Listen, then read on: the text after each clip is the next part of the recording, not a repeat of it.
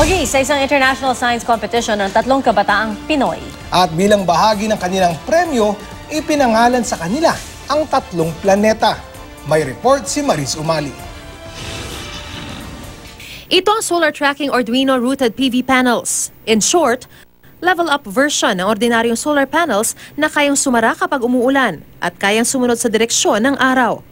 Gawa yan ni Eugene Rivera, Josel Kent Manzanero at Keith Russell Cadore ng Camarines Sur National High School. Ang kanilang proyekto isinabak sa isang international science competition na ginanap sa Amerika.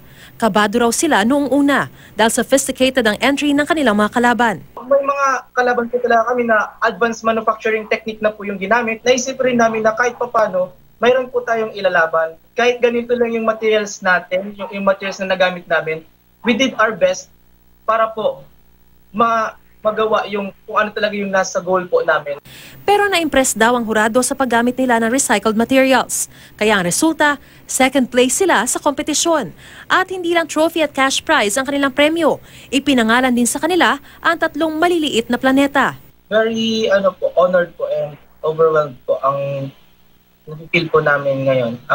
Parang hindi pa rin po kami makapaniwala na nabigyan po kami ng ganitong klaseng award and recognition po. Hindi naman po everyday nabibigyan ng ganitong parang recognition. Binigyan sila ng kani-kanilang certificate bilang patunay na nakapangalan sa kanila ang mga planeta, pati na ng orbital plot na nagpapakita ng kasalukuyang lokasyon nito. Wala raw mapagsidla ng tuwa ang 3 estudyante. Dahil kung ang ibang achiever abot kamay lang ang langit, sila umabot na sa kalawakan. Kailangan may magawa tayong something para sa society natin, especially sa bansa natin, para makagawa ng something new or breakthroughs. Maris Umali, GMA News.